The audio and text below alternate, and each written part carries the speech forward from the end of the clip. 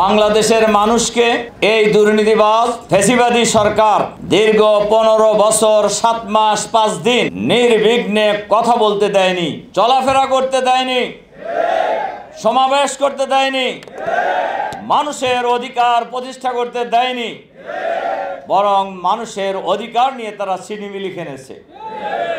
তারা ক্ষমতায় আসার পর থেকেই একটার পর একটা তারা দেশের বিরুদ্ধে ষড়যন্ত্র করেছে, দেশের জনগণের বিরুদ্ধে ষড়যন্ত্র করেছে, দেশের স্বাধীনতার বিরুদ্ধে তারা ষড়যন্ত্র করেছে। পরিকল্পিতভাবে ক্ষমতায় থাকায় আর নেশায় তারা দেশের স্বাধীনতা সার্বভৌমত্বকে পার্শ্ববর্তী রাষ্ট্রের হাতে তুলে দেওয়ার সকল আয়োজন তারা সম্পূর্ণ করেছিল।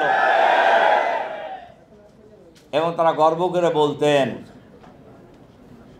হাসিনা যতদিন বেঁচে আছে ততদিন কারুর খাওয়া নাই, বলতেন না? এবং তাদের যারা চাটুকর তারাও বলতেন কি না? কিন্তু পালানোর সময় কিন্তু তাদের নিয়ে যায় নাই। একটি গতিশীল বিপ্লবী আন্দোলনের নাম হচ্ছে জামাত ইসলামী, যারা নির্যাতিত, নিপীড়িত, অত্যাচারিত, অন্নহীন, বস্ত্রহীন, নিরন্ন মানুষের আকুতি দূর করে একটি ইসলামী কল্যাণ রাষ্ট্র প্রতিষ্ঠার সংগ্রাম এই 18 কোটি মানুষের জনপদে আমরা অব্যাহত রেখেছি।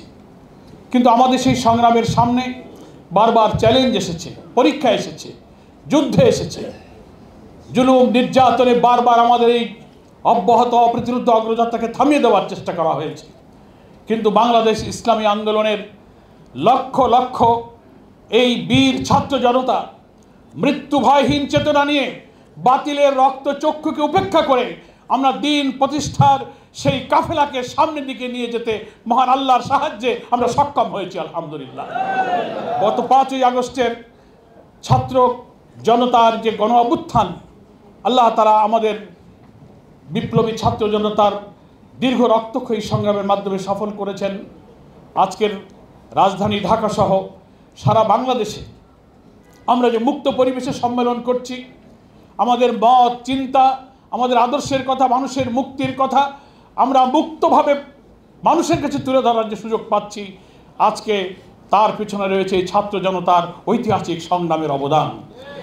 এই শহীদের রক্তের উপরে দাঁড়িয়ে আমরা আজকে যে বিজয়, আজকে যে আনন্দ, আজকে যে মুক্তির গান, যে জয়ধ্বনি মানুষের কানে কানে পৌঁছে দিচ্ছি, এর ঐতিহাসিক গর্বের অংশীদার হচ্ছে এই হাজার ছাত্র জনতার শাহাদাত এবং রক্ত।